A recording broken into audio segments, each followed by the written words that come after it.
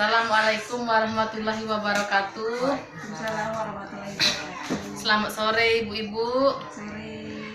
Puji syukur kita panjatkan kehadiran Allah Subhanahu wa Ta'ala, karena atas berkat rahmat dan juanya lah kita masih diberikan kesempatan untuk berkumpul di sini. Salawat teriring salam serta tidak lupa kita hancurkan kepada junjungan kita Nabi besar Muhammad SAW. Baiklah, pada sore hari ini kita akan sedikit mengulas tentang diskusi penelantaran anak dan eksploitasi. Adapun susunan acara kita pada sore hari ini, yang pertama pembukaan, yang kedua penyajian materi, yang ketiga sesi tanya jawab, dan yang keempat penutup. Baiklah, acara pertama, sebelum kita memulai kegiatan, kita sama-sama melafazkan lafaz basmalah. Bismillahirrahmanirrahim. Baiklah, saya akan sedikit mencoba menjelaskan tentang penelantaran anak. Penelantaran anak adalah tindakan yang dilakukan orang tua yang tidak bertanggung jawab untuk memanfaatkan tubuh anaknya agar bisa menghasilkan keuntungan.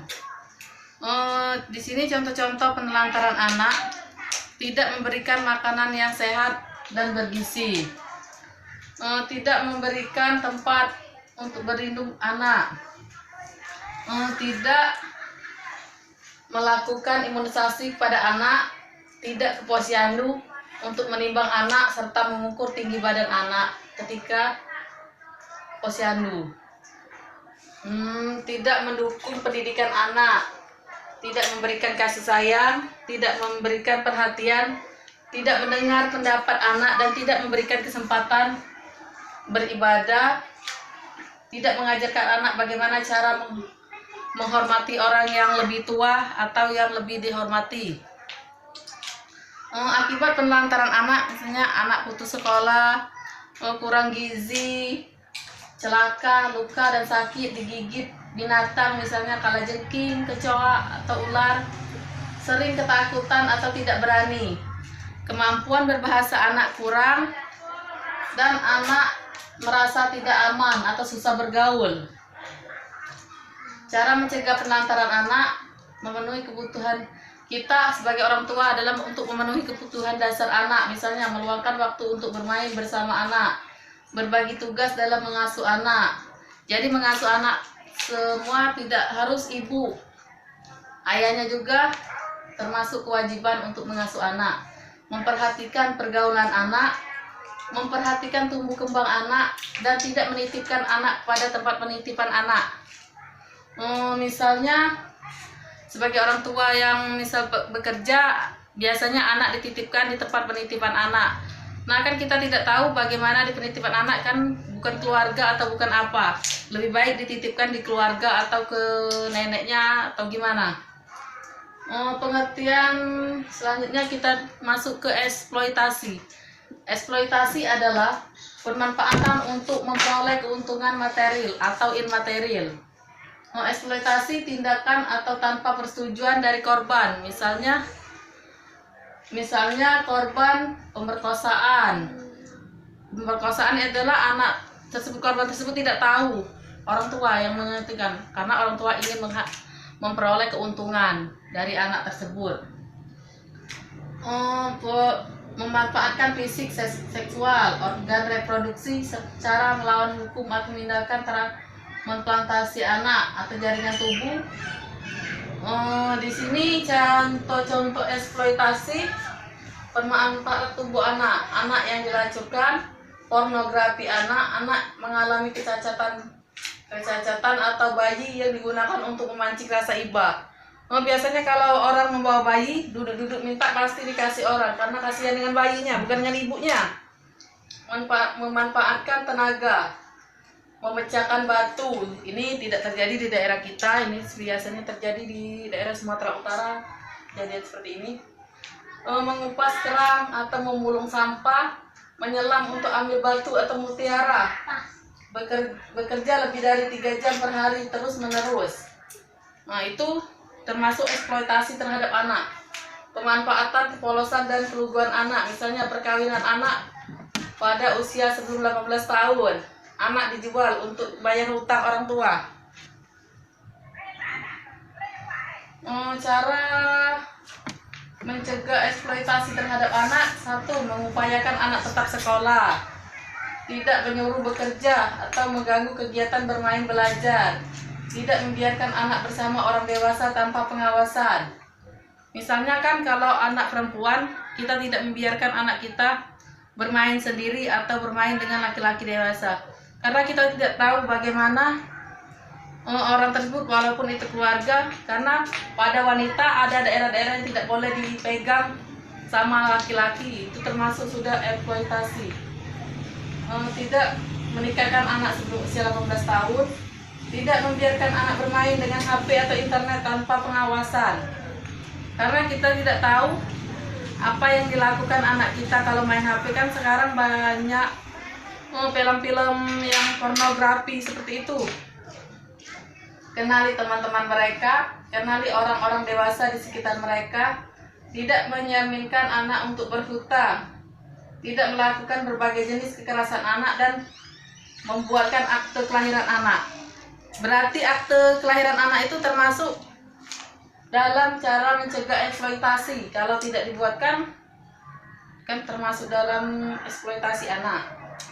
Di sini akibatnya bisa anak putus sekolah, perkembangan anak terganggu, anak menjadi penakut atau murung, anak terkena penyakit menular seksual, karena tubuh anak tersebut dijual oleh orang tuanya. Dijual tersebut bukan bahasanya langsung dijual ke mereka saja, karena orang tua ingin mengambil keuntungan dari anak mereka tersebut. Anak kehilangan percaya diri dan anak terluka. Baiklah, mungkin itu saja yang dapat saya jelaskan. Dari penjelasan saya, apakah ada ibu-ibu yang kurang jelas? Baiklah, saya akan persilakan untuk bertanya. Saya Bu Marina dari Tanang Subuh.